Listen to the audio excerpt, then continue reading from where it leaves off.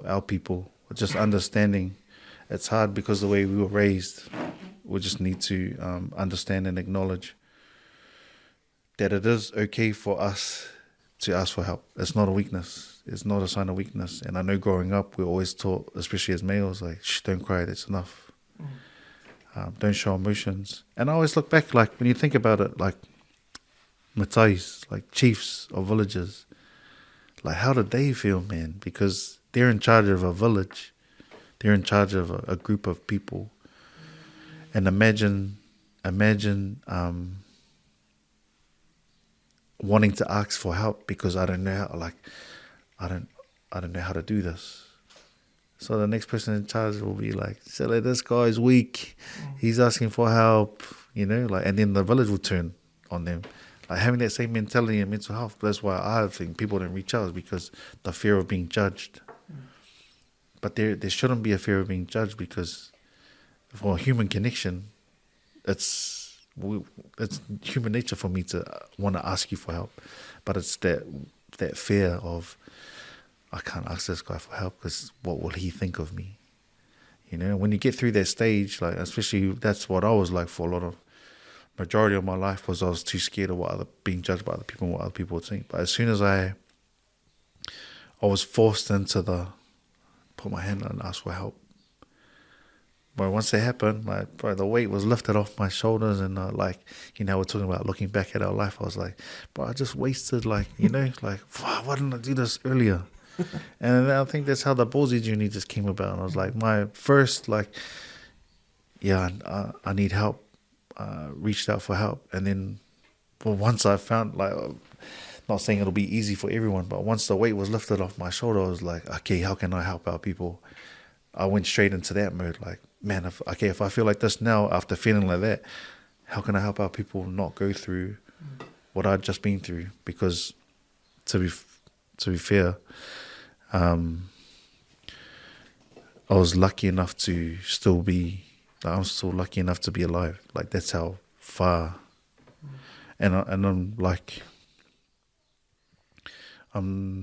suicide was never on my mind.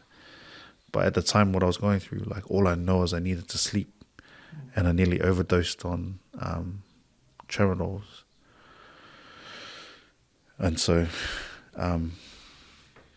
just like, yeah, and then after that, reaching out for help, having gone through all that stuff, that's when I knew, like, damn, our people need this. Because when I was going through what I went through, there was no one that looked like me that was speaking about mental well-being, or, like, because it's a taboo subject, and I think it's taboo in our culture too because of religious reasons. You know what I mean? But I'm just grateful, man, that I'm still here, and that I've been given another opportunity to be or speak about issues like this, because the more I've been able to, the more, like, the brothers and the usos have reached out and been like, man, I can resonate with your story because I've gone through it.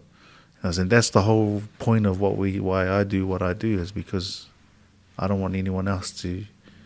I'm not going to save everyone, but through me sharing my journey, hopefully it can inspire someone else to do the same thing. And especially being a father too, like, the thought of, like, you know, leaving my kids behind by doing something that I wasn't really thinking about, like, bro, that motivates me too, is to be like, man, I need to be here for my kids. But I also need to teach them, understand, acknowledge your emotions, and never be scared to ask for help. Well, never be scared to come to dad and ask, because I was always scared to go to my grandfather. I was raised by my grandparents. I was always scared to go to my grandparents, or even my grandma. Like, there's no one really I could talk to say, because don't cry, boys don't cry. Like, do as you're told, don't ask questions. Like, with my kids, I've kind of reversed that role and been like, ask me questions, like, ask me and your mother questions. How are you feeling? Like, which I try to make that, like, I'm not a perfect father. Like, I argue with my kids sometimes, like, when they don't listen. 95% of the time. But we try and have a open policy where we eat dinner or we're in cars. Like, how's your day? Like, what's happening? And it's always just those. Yeah, it was good. It was good. But we always try and have in-depth conversations. Like, explain to me what happened. And then the more in-depth conversations we have, the more that I find out, like, this kid was annoying me, you know, like, but those conversations are meaningful for me because I never had them with my grandparents, like, and I'm not saying my grandparents are bad people, but they only knew what they knew. Mental health wasn't a thing back then.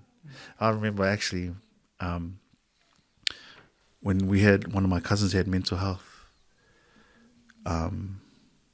issues, and they were saying like, oh, that's the devil, like, you know, there's the devil in them. I'm like, man, I was scared.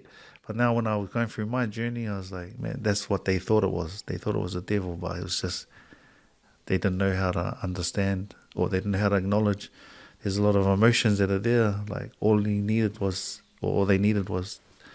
to be able to unload and not be ostracized for not being able to share their emotions. And that's big in our culture, is when stuff like that happens, the kapa goes up, and they just sweep it under and put it back down. So, I remember having a conversation with one of my cousins ages ago, talking about suicide, because the stats are high for us still. Pasifika, especially Māori as well. Māori and Pasifika is really high. It's really high for us. And we were just having a conversation about why we thought, you know, and I still remember what he said. He said, I think because we love too much. Yeah. That's what he said. I think we love too much. I didn't know what that meant. Yeah. If we, what love? Yeah, because we love too much that we don't know how to handle it sometimes. You know? Yeah. That's we can play with our heads. You know? Pride as well, ego. Pride, yeah. And we don't release that. We have to release that. And that's where the talking comes in there. Yeah. So that's interesting. I always remembered that, because to me, love doesn't mean suicide. Yeah. But I think what he meant was just what we have in our hearts. We love so much that if it fails, something fails, we're going to fail. Yeah. And we feel, easy. That's, because when we get heartbroken, you know, if it's like, that's it. That's it. Yeah, that's it. Because we love too much. We give too much, that if something bad happens, we didn't know how to we understand can't that and acknowledge it. Yeah. And what's it? Yeah.